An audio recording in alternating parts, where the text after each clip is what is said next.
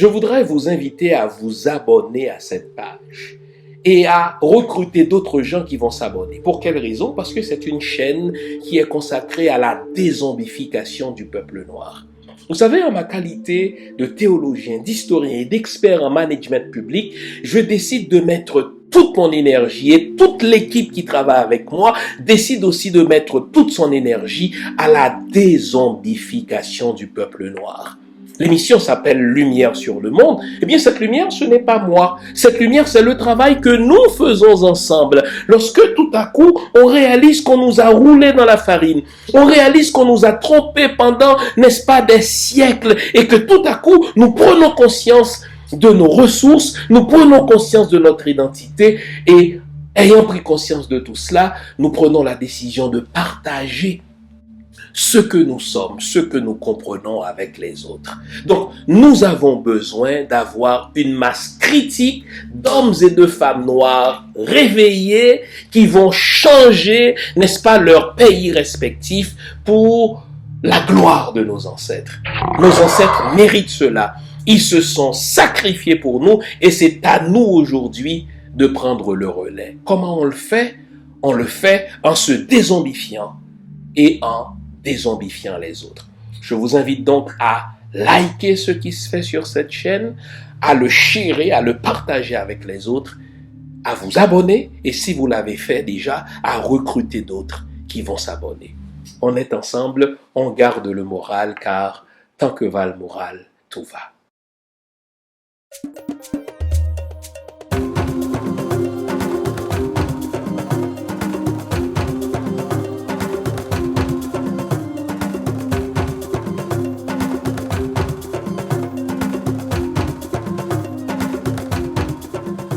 Voyez, voyez, les voici, en foule, accourent ici de leurs cités innombrables, les mystérieux Chinois et les hindous misérables, tous regardent vers la croix. Voyez, voyez, les voici, lentement s'approche aussi l'Africain noir et sauvage, au pied du crucifié. Son long et dur esclavage sera bientôt oublié. Voyez, voyez, les voici, tous sont réunis ici, c'est la famille immortelle, et tous chantent d'un seul cœur cet hymne toujours nouvelle. Gloire, gloire au Rédempteur. Chant d'espérance, cantique numéro 243, sur les ailes de la foi, cantique numéro 344. Bonjour mesdames, bonjour messieurs, bonjour le monde. Bienvenue à votre émission, à notre émission Lumière sur le monde. Content de vous savoir à l'écoute, content de vous savoir en si grand nombre. Je dois personnellement vous remercier d'être de plus en plus nombreux à partager, n'est-ce pas, l'émission audio, l'émission audiovisuelle, mais également à nous faire part de vos commentaires. Sachez que c'est très apprécié. J'espère que vous avez prêté attention au texte que je vous ai lu au début de l'émission. En réalité, le texte que je vous ai lu est un cantique qu'on nous a appris à nous les Haïtiens à chanter dans les églises protestantes. En réalité, c'est un cantique qui provient du recueil de chants le plus répandu dans les églises protestantes haïtiennes, le recueil des chants d'espérance, et qui se trouve également dans un autre recueil très répandu parmi les églises protestantes haïtiennes, le recueil sur les ailes de la foi. Vous l'avez entendu, ce chant qui glorifie la famille de Dieu, la famille universelle de Dieu, ce chant qui glorifie, n'est-ce pas, les églises pour leur universalité. Et pourtant, dans ce cantique, on prend le temps de décrire chaque peuple. Regardez ces mystérieux Chinois, eux aussi ils viennent à la croix. Regardez ces misérables Indiens, eux aussi ils viennent à la croix. Et enfin arrive lentement l'Africain noir et sauvage, lui aussi vient à la croix. Imaginez que moi je chantais ça dans l'église protestante où je fus élevé, imaginez que, devenu pasteur, je me servais de ce recueil de chants pour évangéliser mon propre peuple, sans m'arrêter au fait que dans ce cantique, entre autres cantiques, on me décrit comme un sauvage au nom de Jésus. Alors, j'ai mis la table. Voici le titre de l'émission d'aujourd'hui qui est en même temps le sujet. Savez-vous que dans les pays anciennement colonisés, l'éducation formelle ou la scolarisation, on va voir la différence, donc l'éducation formelle ou la scolarisation d'une part et l'éducation religieuse répondent à la même commande, enchaîner les esprits. Je vais reprendre le sujet. Dans les pays anciennement colonisés, l'éducation formelle ou la scolarisation et l'éducation religieuse répondent à la même commande, car c'est une commande. Quelle est cette commande? Enchaîner les esprits. La table est mise. Nous allons comprendre que et l'école et l'Église remplissent dans les pays anciennement colonisés la même fonction. Quelle est-elle cette fonction? Enchaîner les esprits. Et effectivement, nous allons nous servir de l'histoire politico-religieuse d'Haïti pour illustrer cette thèse. Je vous souhaite d'être réveillés tout le long de cette émission. Pour vous y aider, je vous invite à vous faire une bonne tasse de thé, une bonne tasse de café comme d'habitude.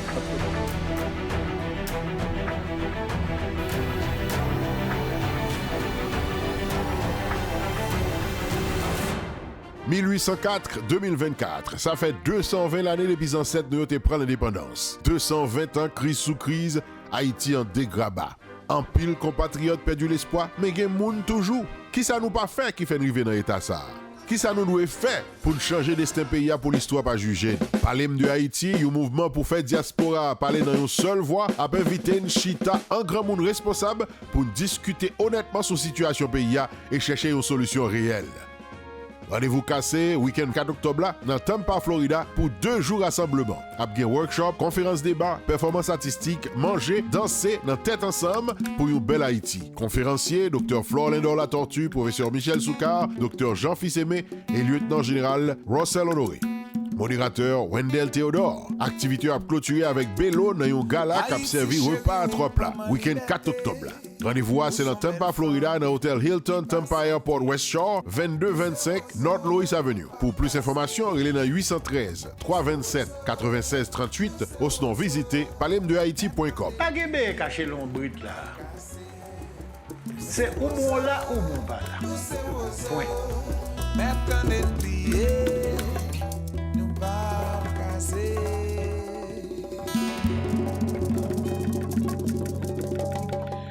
Je voudrais commencer l'émission en citant un évêque irlandais du 19e siècle qui a exercé une partie de son ministère en France et plus tard au Kenya et au Nigeria, donc en Afrique. Voici ce qu'il a dit. Il s'appelle Joseph Shanahan. Il a dit: si tu contrôles l'éducation, tu vas contrôler le pays et le peuple. Tu vas contrôler la religion et tu vas contrôler l'avenir. Je reprends cette citation. Parce qu'il faut l'avoir en tête pour comprendre comment, par la scolarisation, c'est-à-dire l'éducation formelle, mais également par l'éducation religieuse, on a tout simplement formaté l'esprit des peuples colonisés de manière à les enchaîner pour toujours.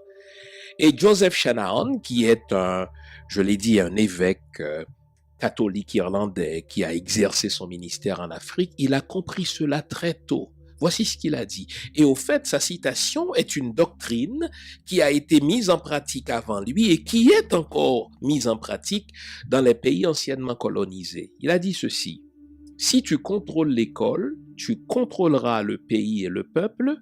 Tu contrôleras du coup la religion, donc les croyances, et l'avenir des gens.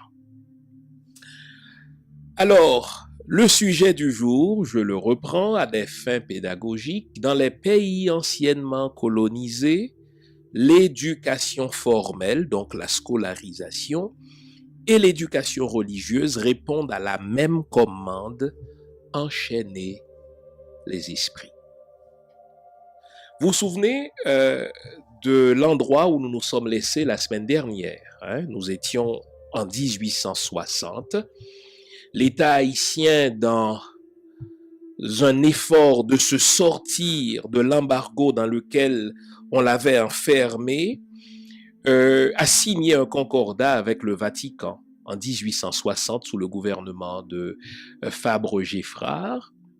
Et l'intention était claire: puisqu'il nous faut nous faire connaître, puisqu'il nous faut avoir des débouchés sur le monde, puisqu'il nous faut participer à la vie internationale, eh bien, signons un concordat, un traité, une convention avec le Vatican, convention au terme de laquelle le Vatican, le Saint-Siège, va nous envoyer des missionnaires, va nous envoyer des instructeurs afin de former une élite. Et on a vu dans quel état d'esprit l'Église est entrée effectivement à compter de 1860 en Haïti, dans un esprit de conquérant, dans un esprit de tabula rasa. C'est comme si ce peuple-là n'avait pas de culture, c'est comme si ce peuple-là, n'est-ce pas, n'avait pas, pour ainsi dire, des valeurs. On va aller enseigner à ces Noirs, à ces nègres, n'est-ce pas, la civilisation chrétienne.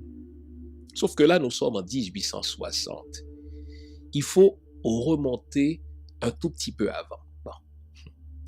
Vous vous souvenez, n'est-ce pas? Ça, c'est le b.a.-ba de notre scolarisation. Je vais éviter de parler d'éducation pour le peuple haïtien. J'ai un ami qui a soutenu sa thèse de doctorat au département des sciences de l'éducation de l'université McGill, qui a justement défendu l'idée que en Haïti, nous ne sommes pas éduqués, nous sommes scolarisés. Au fait, dans le cas d'Haïti, mon ami Pierre Modestin Lubin parle en anglais de miseducation, de la maléducation, pour les raisons que je vous expliquerai tout à l'heure, car pour lui, on est peut-être scolarisé, mais il n'était pas dans le mandat, n'est-ce pas, de l'Église, ni dans le mandat des enseignants dont je vais vous parler tout à l'heure, de nous éduquer. C'est tout simplement de nous formater l'esprit de manière à nous enchaîner à tout jamais, ce qu'il appelle, lui, la miseducation.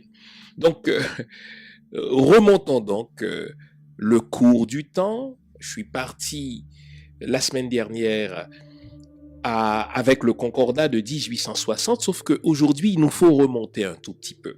On va se replacer dans le contexte de 1825, n'est-ce pas? Avril 1825.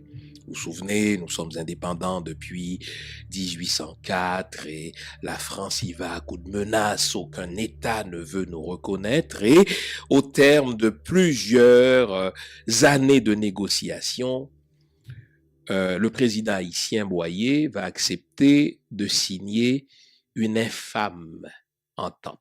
Techniquement, ce n'est pas vraiment une entente, ce n'est pas vraiment un accord, puisque l'État haïtien n'avait presque pas le choix. Lorsque Boyer, ce qu'on regrette évidemment, a signé cet accord de dette de l'indépendance avec le roi Charles X, il n'avait quasiment pas le choix, puisque ce qu'on oublie, il y avait dans la rade de Port-au-Prince 14 navires de guerre qui étaient prêts à venir en renfort, qui étaient prêts à bombarder s'il le faut, n'est-ce pas, cette petite nation de moins de 500 000 âmes. Donc, en avril 1825, n'est-ce pas, l'État français nous a entré dans la gorge, n'est-ce pas, cette reconnaissance de la dette de l'indépendance. C'est une dette infâme. Qu'est-ce que ça veut dire? Il faut prendre le temps de tout expliquer, parce que de même que c'est par la maléducation, pour reprendre le terme de mon ami Lubin, la miseducation, qu'on nous a enchaîné l'esprit, eh bien, c'est par l'éducation qu'il nous faut nous libérer. C'est pour cela que je prends le temps d'expliquer. Donc, qu'est-ce que c'est que cette fameuse dette de la reconnaissance de l'indépendance, imaginez que des Français sont allés kidnapper mes ancêtres en Afrique. Ils l'ont fait de 1503 jusqu'au grosso modo à la guerre de l'indépendance. Et au terme de cette guerre de l'indépendance, nous, les anciens esclaves, sommes devenus victorieux des colonisateurs et des kidnappeurs. Et après un certain temps, imaginez que ces kidnappeurs disent que c'est vous, les esclaves, qui nous devez quelque chose parce que nous, les kidnappeurs, nous avons investi de l'argent dans la colonie, nous avons contracté des emprunts pour venir dans la colonie et par votre indépendance, vous nous avez fait perdre de l'argent.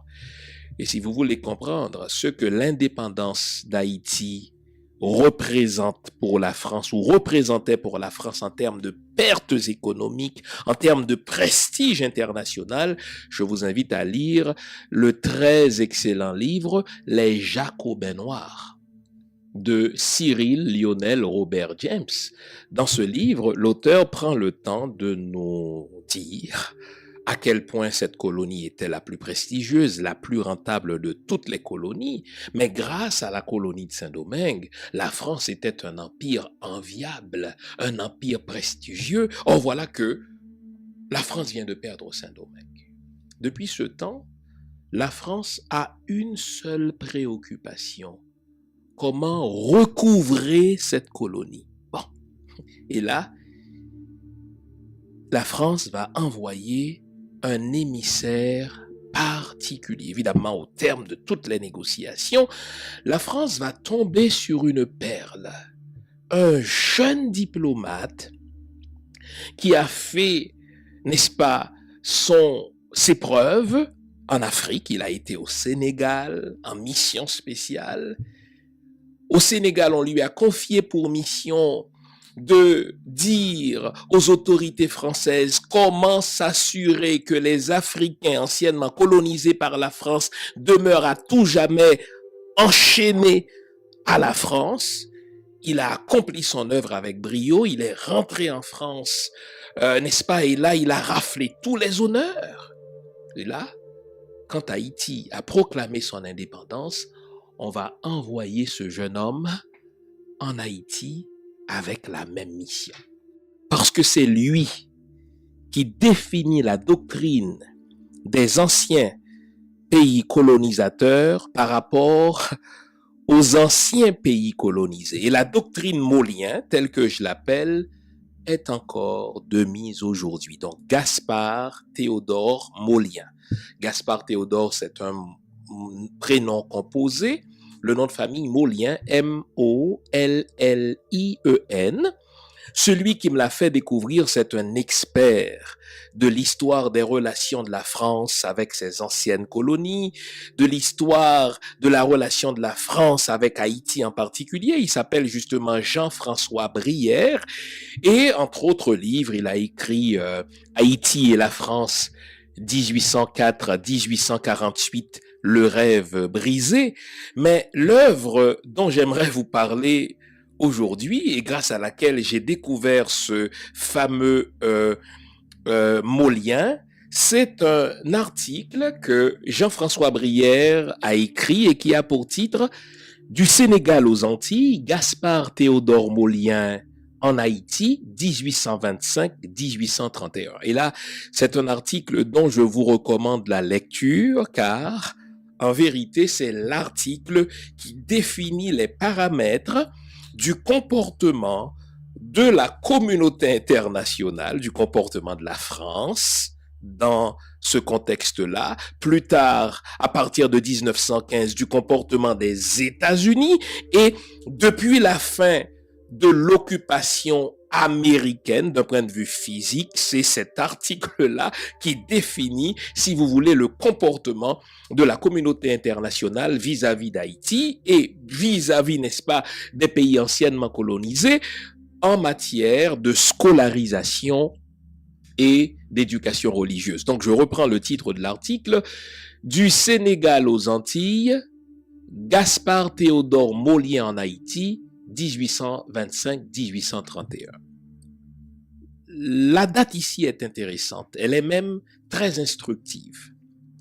C'est pas pour rien que j'ai commencé à vous dire que en 1825, à vous rappeler qu'en avril 1825, Haïti, enfin sous la présidence de Boyer, a signé cette infâme reconnaissance de la dette de l'indépendance qui fut fixée à 150 millions de francs, réduite plus tard à 90 millions de francs. Et ce qui a d'important à souligner, c'est qu'en ce moment-là, le PIB de la France est évalué à peine 30 millions de francs.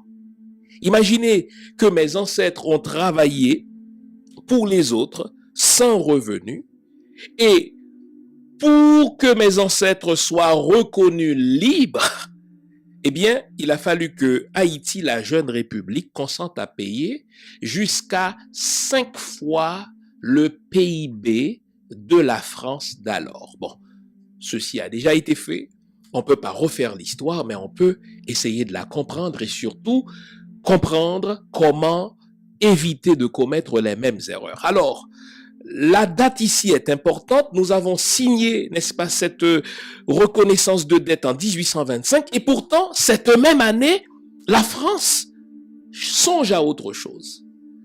La France de Charles X dépêche en Haïti un espion sous forme de diplomate du nom de Gaspard Théodore Molien avec pour mission, écoutez bien, d'expliquer à la France ce qu'il faut faire pour s'assurer que même si, en théorie, Haïti est indépendante, mais qu'Haïti reste toujours attaché à la France et que les Haïtiens restent enchaînés à tout jamais. C'était ça la mission de Gaspard Théodore Molien. Il va être dépêché en Haïti de 1825 à 1831, donc l'année même à laquelle Haïti accepte de payer cette fameuse dette de l'indépendance à la France. La France nous envoie un espion avec le label officiel de diplomate. Dans un premier temps, ce fameux monsieur Molien était vice-consul au Cap-Haïtien. Il sera plus tard consul à Port-au-Prince. Et il avait pour mission d'étudier le comportement des Haïtiens, d'étudier la société haïtienne, d'observer ses failles, d'observer ses contradictions, de manière à faire des recommandations au Quai d'Orsay, au service des affaires étrangères françaises, pour s'assurer, et c'était ça l'objectif, que Haïti demeure attaché à la France et que les Haïtiens demeurent enchaînés dans leur esprit aux Français.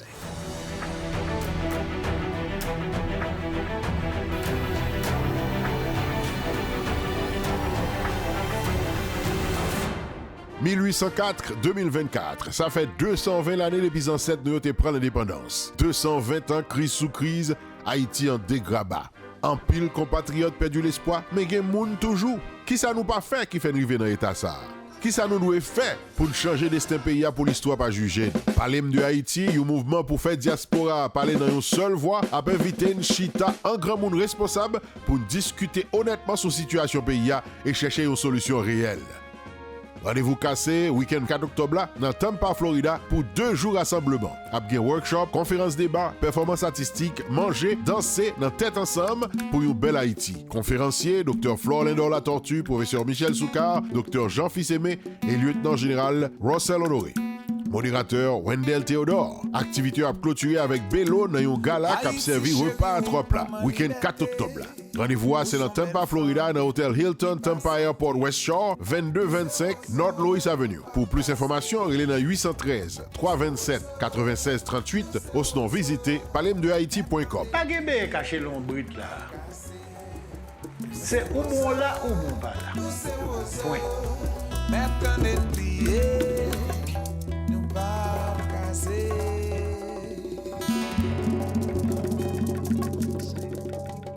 Voici les 5 recommandations que Gaspard Théodore Molien va faire au roi Charles X, donc au service des affaires étrangères françaises, et ce qui va définir du même coup la doctrine du comportement des anciens pays colonisateurs vis-à-vis des pays anciennement colonisés.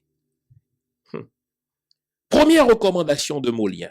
La France doit envoyer en Haïti à la fois des enseignants et des prêtres pour former et instruire une élite haïtienne. Notez que dans la première recommandation de la France, enseignants et prêtres sont liés. C'est la même mission. La scolarisation, donc l'éducation formelle, et l'éducation religieuse répondent à la même commande.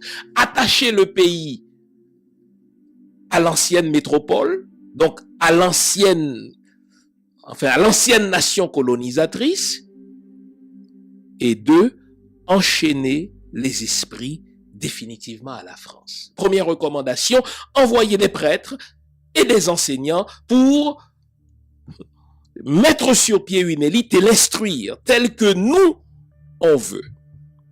Deuxième recommandation de Molien, ne jamais rien faire pour contrarier l'élite mulatte, car les mulattes sont plus des alliés de la France que des alliés d'Haïti. Et c'est Molien qui le dit. Il ne faut jamais contrarier cette élite mulâtre, car ce sont nos alliés naturels, car c'est eux qui vont nous aider à pérenniser le système colonial, même dans une Haïti indépendante. Ne jamais contrarier cette élite mulâtre. Troisième recommandation de Molien. Nous devons nous concentrer de manière à modeler l'esprit des Haïtiens pour qu'ils croient qu'ils sont des Français. Est-ce que vous entendez ça? Nous devons nous concentrer. Et là, Molien dit au roi, contrairement aux Américains, contrairement aux Anglais, qui ne sont alors intéressés qu'à faire du commerce avec Haïti, qui ne sont intéressés qu'à vendre, n'est-ce pas, à la jeune République haïtienne, nous devons faire plus que cela. En plus que de faire du commerce, nous devons nous concentrer à formater. Nous devons nous concentrer à modeler l'esprit des Haïtiens de manière à ce qu'ils croient qu'ils sont des Français. Il y a un historien français dont vous avez sûrement déjà entendu parler, qui s'appelle justement Jules Michelet, et qui a dit d'Haïti, Haïti, c'est la France noire. Et quand on lit cela, on était fiers. Comment on va faire ça? Formater l'esprit des Haïtiens de manière à ce qu'ils croient qu'ils sont des Français, c'est en leur enseignant la langue, en les portant à aimer cette langue plus que leur propre langue, en les portant à être fiers du fait qu'ils parlent bien cette langue. Donc, grâce à cette troisième recommandation de Molien, on va passer de la francophonie à la francophilie et de la francophilie à la francomanie. Je vous explique ces trois termes. Bien sûr, que les Haïtiens de ce temps-là, première moitié du 19e siècle, soient des francophones, cela se comprend puisque nos anciens maîtres parlaient français. Donc nous sommes des francophones. Ça veut dire que nous comprenons le français et jusqu'à un certain point, une partie de cette population a toujours parlé français, une partie qu'on n'évalue pas à plus que 5%. Mais Molien voulait plus. Il voulait qu'on passe de la francophonie à la francophilie. Qu'est-ce que c'est que la francophilie? Il ne s'agit pas seulement de parler le français, mais il faut aimer cette langue-là. Et lui, il visait encore le sommet de la francophonie à la francophilie et de la francophilie à la francomanie. C'est-à-dire des gens qui deviennent si fous de la langue française, si fous de la culture française, si fous de la France, qu'ils s'oublient eux-mêmes. Et Molien a réussi. Je n'en suis qu'à la troisième recommandation. Vous savez que lorsque l'Allemagne nazie a déclaré la guerre à la France et qu'elle a vaincu la France et qu'elle a occupé la France, Vous savez qu'Haïti, c'est le premier pays qui a lancé une association de défense de la France. Imaginez d'anciens esclaves qui ont subi les torts de la France. Et maintenant que la France est vaincue par l'Allemagne nazie, où, selon vous, on va mettre sur pied une association pour se porter à la défense de la France en Haïti? Alors dites-moi si Molien n'a pas gagné. On continue avec les recommandations. Nous devons, 4e recommandation de Molien, formater, conditionner l'esprit des Haïtiens pour qu'ils ne consomment que des produits de la culture française. Oh là là. Moi, je me rappelle quand je grandissais, n'est-ce pas, en Haïti, jusqu'à mon départ d'Haïti, nous, les Haïtiens, on tirait gloire du fait que nos parfums viennent de la France. On tirait gloire du fait que nos vêtements venaient de la France. On tirait gloire du fait que même notre menu est influencé par la France. Là, c'est la doctrine Molien. Écoutez bien. Et on va voir toute contemporanéité de la doctrine Molien. 5e et dernière recommandation. La France doit fonder un journal français en Haïti pour renforcer son influence et faire la promotion de la suprématie de sa culture dans ce pays. Donc, malgré le fait que nous ne sommes qu'en 1825, ce Molien avait déjà la brillante idée de dire que la France doit chercher à influer sur les médias, ce qu'aujourd'hui on appelle les mass médias. Imaginez, la France doit créer un journal en Haïti pour faire la promotion de la culture et de la suprématie française en Haïti. Avec ces 5 recommandations, la boucle est bouclée. Je reprends. Envoyer des enseignants et des prêtres pour former et instruire une élite. On veut être responsable de l'élite. Pour quelle raison? Parce qu'on va la dresser contre la masse. C'est ce qu'on va voir effectivement dans des écoles. La France ne doit rien faire pour contrarier l'élite mulâtre. Pour quelle raison? Parce que l'élite est plus proche de la France qu'elle ne l'est d'Haïti. Ce sont nos véritables alliés. Et c'est sur eux, les membres de cette élite mulâtre, que nous devons compter pour faire la promotion de la culture de la France en Haïti. Nous devons nous concentrer, 3e recommandation, à faire croire aux Haïtiens qu'ils sont des Français. Oh boy. 4e recommandation, nous devons conditionner et formater l'esprit des Haïtiens de telle sorte qu'ils ne consomment que les produits de la culture française. Et enfin, nous devons créer en Haïti un journal, donc avoir le contrôle, n'est-ce pas, de l'information, de manière à renforcer l'influence et la suprématie de la France en Haïti. Vous vous souvenez que je vous ai dit que ce fameux Molien est resté en Haïti de 1825 à 1831, il a dit plus. Il a dit au roi, il n'y a pas quelque chose qu'on appelle la société haïtienne. Vous avez des classes qui se battent les unes contre les autres. Vous avez des gens qui se retrouvent sur un même territoire, mais qui ne forment pas une nation, qui ont des intérêts si divergents qu'il faut continuer à polariser, à exacerber ces différences. Et il ajoute, ça c'est très important, avant qu'on aille à la pause, les prêtres qu'on doit envoyer en Haïti doivent venir d'une région particulière de la France. Écoutez bien. Il dit, ces prêtres-là doivent venir de la Bretagne. Pourquoi la Bretagne? Il explique pourquoi. 1. Parce que les prêtres bretons sont des racistes, ils sont des pro-esclavagistes, et ils sont royalistes, donc contre la Révolution française qui a pour devise liberté, égalité, fraternité. C'est là que nous devons aller chercher les prêtres. Imaginez qu'on envoie en Haïti des prêtres pro-esclavagistes qui vont former des esclaves qui s'autoproclament indépendants.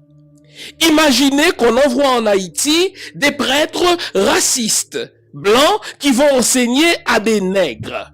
Et enfin, on envoie en Haïti des prêtres qui sont contre la Révolution française, qui a pour devise liberté, égalité, fraternité. Ce sont des prêtres qui vont faire la promotion des mêmes préjugés qu'on retrouvait à Saint-Domingue pendant la période coloniale. Et vous allez voir, l'école va reproduire les mêmes préjugés, l'école va reproduire les mêmes inégalités, l'école va reproduire les mêmes polarisations sociales qu'on avait pendant l'époque coloniale. Et tout ceci n'est pas le produit du hasard, ça répond à la doctrine Molien qui consiste à enchaîner définitivement les esprits de ces populations anciennement colonisées. On s'en va à la pause, les amis. Là, je suis un peu trop excité. Je vais vous faire écouter du Mano Chalmagne, tiens. Au retour de la dite pause, on verra la doctrine Molien en action. À tout à l'heure. Vous nous l'avez demandé, nous avons le plaisir de vous apprendre que désormais, nos émissions, toutes nos émissions, sont disponibles avec des sous-titrages en 3 langues, en français, en anglais et en créole. Nous sommes conscients que l'émission Lumière sur le Monde est devenue une véritable plateforme familiale autour de laquelle des parents et des enfants se réunissent pour s'informer de ce qui se fait en Haïti, en Afrique ou ailleurs dans le monde. Pour vous faciliter la vie, nos émissions sont désormais disponibles avec des sous-titrages en 3 langues, français, créole et anglais. Nous progressons avec vous, nous marchons avec vous, de manière à relever nos communautés et nos peuples. Nouveau, toutes nos émissions sont disponibles avec des sous-titrages en français, en anglais et en créole. Alors, on a vu les recommandations de Molien, des recommandations qu'il a faites entre 1825 et 1831. La chronologie est importante en histoire. Haïti va signer ce concordat en 1860. Et selon vous, qu'est-ce qui va se passer en 1860? En signant le concordat avec le Vatican va s'entendre avec la France pour que la France nous envoie son contingent de prêtres et d'enseignants. Et là, ici, j'ai quelques statistiques pour vous. Entre 1860, année à laquelle Haïti a signé son concordat avec le Vatican, la société française Saint-Jacques, la société missionnaire française Saint-Jacques, a dépêché en Haïti, donc entre 1860, date de la signature du concordat, à 1940, la société Saint-Jacques, société française missionnaire, a dépêché en Haïti 15 évêques et 850 prêtres qui ont travaillé à divers titres comme enseignants, comme missionnaires en Haïti. Et de ce nombre, donc de ces 850 prêtres, 700 d'entre eux furent effectivement des Bretons. Alors dites-moi si Molien ne survit pas aujourd'hui encore. Et on n'avait pas de meilleurs instruments que les prêtres bretons pour enseigner aux Haïtiens la haine de leur langue. Vous vous souvenez quand vous étiez, vous, à l'école, dans ces écoles congréganistes, quand vous vous exprimiez en créole dans la cour de récréation, eh bien, les religieuses ou les religieux venaient vous dire, mais exprimez-vous. Il n'y avait donc pas de meilleurs instruments pour enseigner aux Haïtiens la haine de leur histoire. Vous savez que en 1947 ou en 1946, pour être plus précis, le président estimé a dû passer un décret pour dire que désormais l'histoire d'Haïti ne peut être enseignée aux Haïtiens que par des Haïtiens dans l'école haïtienne. Savez-vous pourquoi? Parce que dans les cours d'histoire d'Haïti, eh bien, les religieux en profitaient pour enseigner, entre autres, la haine de Dessalines en disant aux jeunes écoliers haïtiens, votre Dessalines est en train de brûler en enfer. Il n'y avait donc pas de meilleurs instruments que les prêtres bretons pour enseigner l'amour de la France aux jeunes Haïtiens aux dépens d'Haïti. Savez-vous que ce n'est que dans les années 60 que la littérature haïtienne a été enseignée aux Haïtiens à l'école? Alors, est-ce étonnant que l'école haïtienne ait reproduit les mêmes inégalités sociales qu'on avait dans la colonie?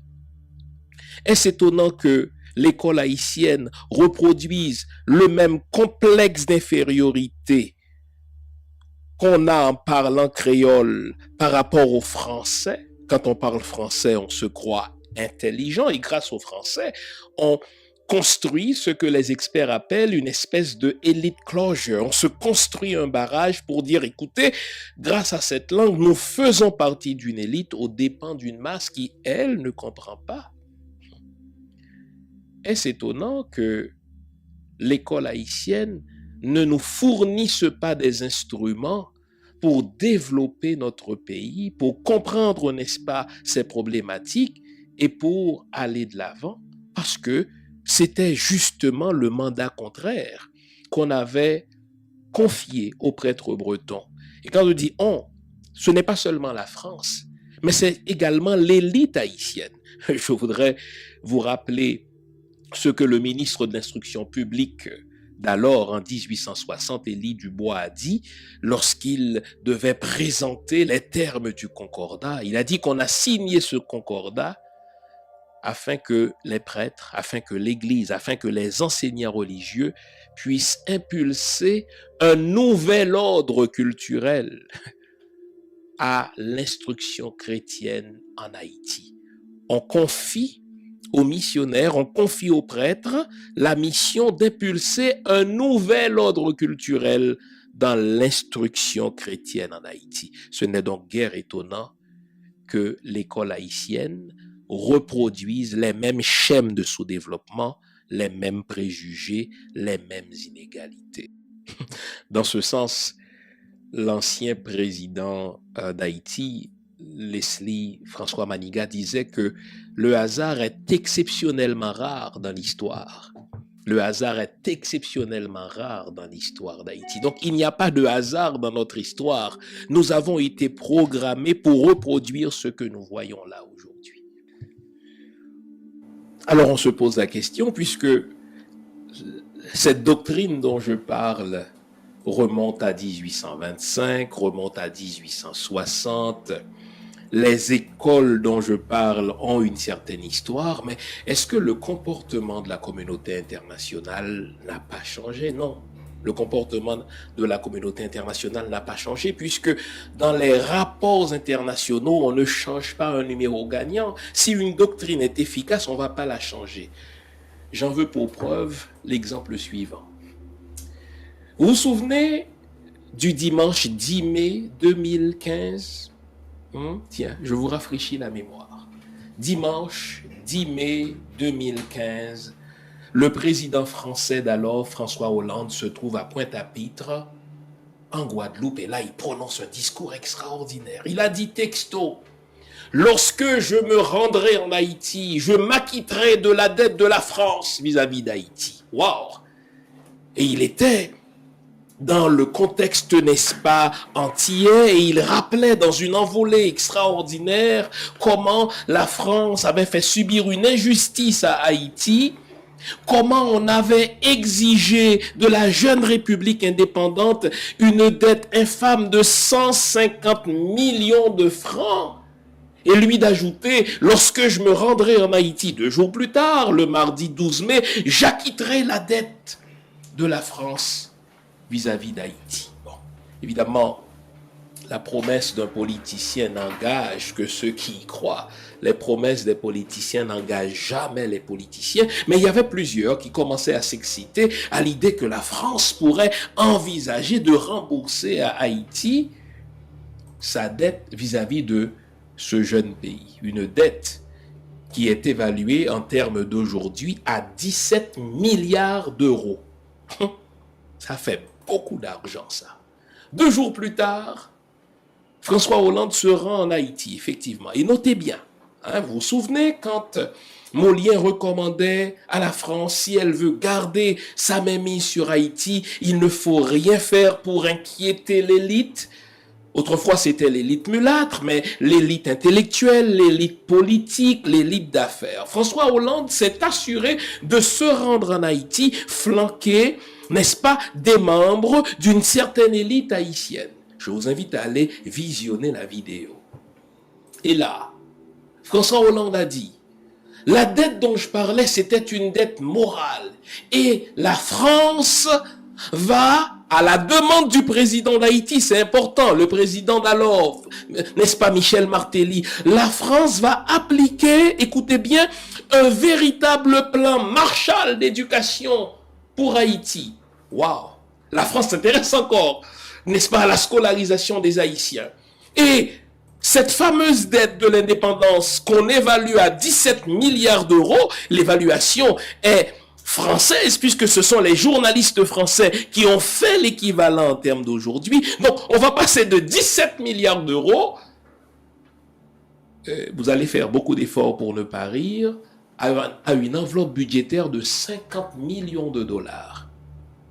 La France dit, nous sommes prêts à investir 50 millions de dollars en Haïti, en remboursement de la dette morale de la France vis-à-vis du peuple haïtien. Mais dans quel secteur allons-nous investir ces 50 millions? Nous allons investir dans le secteur de l'éducation. Nous allons nous intéresser à l'instruction primaire. Nous allons nous intéresser au niveau secondaire. Nous allons nous intéresser au niveau professionnel. Nous vous promettons même une université. Et la France va vous envoyer des livres et des enseignants. La doctrine Molien.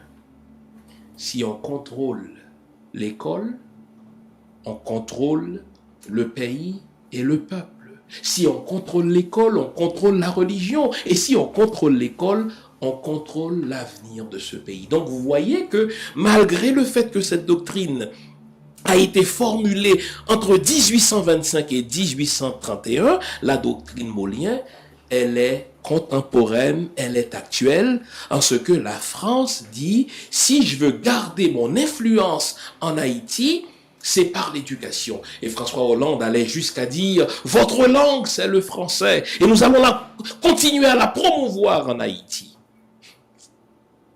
Parce que si on contrôle l'école et l'instruction religieuse, on contrôle le peuple. Mais vous vous demandez, après cet exposé sur l'histoire politico-religieuse du christianisme version catholique en Haïti, comment c'est une histoire qui est marquée au coin de l'enchaînement des esprits. Est-ce qu'il n'y a que les catholiques qui doivent porter le blâme de cette colonisation mentale? Loin de là. Il nous faut aussi parler du rôle du protestantisme dans l'enchaînement de l'esprit des Haïtiens. Évidemment, le protestantisme est présent en Haïti depuis 1816, mais comme on l'a vu, pour toutes sortes de raisons, parce que c'était un protestantisme qui avait choisi de bouder les masses haïtiennes et qui pactisait avec la bourgeoisie, donc il ne grandissait pas. Et parce que justement, le missionnariat catholique était beaucoup plus agressif, et bien donc le protestantisme ne connaissait pas de croissance numérique. À partir de l'occupation américaine, ça va changer. Et c'est intéressant de noter ce qui suit. À l'occupation américaine, l'amiral Caperton et le général Russell ont forgé la doctrine de la colonisation de l'esprit des Haïtiens en imitant le modèle laissé ou imprimé par la France. Écoutez ce qu'ils ont dit. Et là, je vais citer un livre qui mérite d'être lu, pas parce que vous serez nécessairement d'accord avec ce qui est dit là-dedans, mais parce que c'est un livre qui est écrit par un fils d'un ancien Marine en Haïti. Ça s'appelle Written in the Blood, écrit dans le sang, l'histoire d'Haïti qui est écrite dans le sang. Ce livre-là est écrit par Robert et Nancy Hine. Robert Hine, c'est un ancien Marine qui était en mission en Haïti, un ancien Marine américain qui était en mission en Haïti jusqu'à ce qu'il soit déclaré persona non grata par Duvalier. Et lui, il écrit donc ce livre-là, écrit dans le sang, comme si l'histoire d'Haïti est écrite dans le sang, comme si l'histoire américaine ne serait pas écrite dans le sang. Et ce qu'il dit dans ce livre-là, il reprend la doctrine formulée par le département d'État pour le peuple haïtien en instrumentalisant les églises protestantes. Voici ce que disent l'amiral Caperton et le général Russell sur la manière dont il fallait contrôler le peuple haïtien. Robert Hine rapporte: il s'agit pour nous, disent les Marines américains, nous comme race étrangère, de dominer et d'orienter une deuxième race étrangère, l'élite haïtienne, contre une troisième race étrangère, la masse haïtienne. Et souvent, on a une lecture magico-religieuse de notre destin de peuple. On dit, bon Dieu, qu'est-ce qu'on a fait au bon Dieu pour que ça aille si mal en Haïti? On dirait que c'est le sort qui s'acharne contre nous. Non, il n'y a pas de fatalité, il n'y a pas de bondieuserie ou de diablerie dans l'histoire haïtienne. Pour la comprendre, il faut comprendre, n'est-ce pas, la combinaison, la complicité de la communauté internationale avec l'élite haïtienne en matière de scolarisation et d'éducation religieuse. L'erreur à faire, c'est de séparer les deux. La scolarisation des Haïtiens et l'éducation religieuse des Haïtiens participent de la même commande, la colonisation et l'enchaînement des esprits. Alors, les Américains, quant à eux, disent, écoutez, il nous faut, en tant que race étrangère, contrôler et orienter une deuxième race étrangère, l'élite haïtienne avec laquelle nous allons baptiser, contre une troisième race étrangère que représentent les masses haïtiennes. Comment nous allons procéder? Ça, c'est très curieux.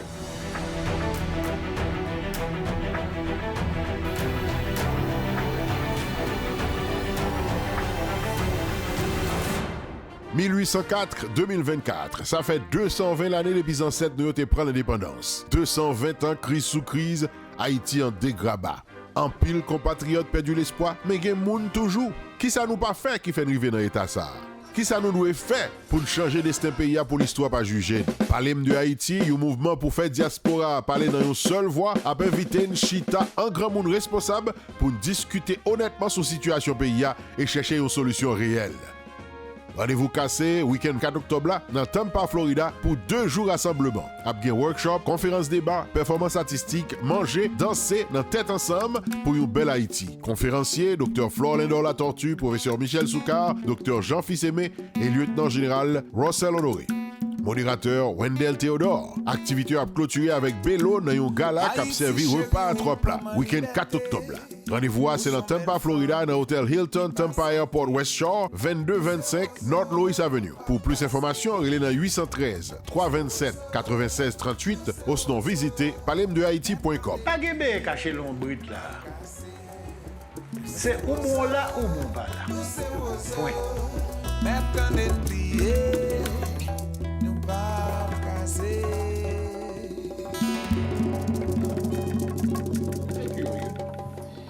Savez-vous que depuis qu'on a signé le concordat et que, selon les mots du ministre de l'Instruction publique d'alors, Élie Dubois, on a donné aux prêtres bretons le rôle d'impulser un nouvel ordre culturel pour Haïti, les premiers qui vont vouloir réformer le système éducatif haïtien, ce sont les Américains. C'est ce qu'on appelle la réforme d'Artigue en 1940. Car les Américains ont constaté que, waouh, la doctrine française a bien réussi en Haïti. Les Haïtiens se prennent pour des Français, ils sont fiers de la culture française, ils sont fiers de se faire passer pour la France noire d'Amérique, et les Américains disent il nous faut casser cela. Comment est-ce qu'on va s'y prendre? On va tenter de réformer le système éducatif haïtien. Et là, ils ont commencé par dire que le système d'éducation haïtien, n'est-ce pas, est trop littéraire, il est trop classique. Il faut commencer à enseigner les métiers, les professions, n'est-ce pas, aux Haïtiens. C'est ce qu'on appelle un cheval de Troie. Quand vous entendez ce discours, mais vous dites, c'est vrai, on ne peut pas former que des philosophes, on ne peut pas former que des gens qui font leurs cours classiques, il nous faut des gens qui apprennent des métiers comme le métier d'agronomie, qui apprennent des métiers comme, n'est-ce pas, le métier pour devenir tailleur ou charpentier, etc. Ce n'est qu'un cheval de Troie, car l'intention réelle des Américains, c'était de réduire l'influence de la France sur les Haïtiens pour augmenter l'influence américaine, réduire l'influence du français pour augmenter l'influence de l'anglais. Là, puisque les catholiques ont veillé au grain, rapidement, ça c'est important, rapidement, le Quai d'Orsay, donc le siège du service des affaires étrangères françaises, le Quai d'Orsay s'est entendu avec le département d'État, et voici le partage qui a été consenti. La France dit aux Américains, laissez-nous la prédominance de la langue et de la religion catholique, et vous allez vous occuper, n'est-ce pas, de tout le reste. Ça veut dire de la politique, ça veut dire des finances, ça veut dire aussi d'accroître le rapprochement du peuple haïtien de la mentalité américaine par les églises protestantes. Et ça, c'est intéressant de le dire, parce que jusque-là, les églises protestantes arrivaient de l'Europe. C'était des églises méthodistes qui arrivaient majoritairement de Bristol en Angleterre, et ces églises-là ne grandissaient pas trop. Et à partir de l'occupation américaine, les Américains vont mettre le paquet pour accroître leur influence sur le peuple haïtien en se servant des églises protestantes. Que font les églises protestantes? Vous allez le remarquer. Les églises protestantes vont faire littéralement 3 choses pour grandir en Haïti. Chaque église protestante aura sa petite école.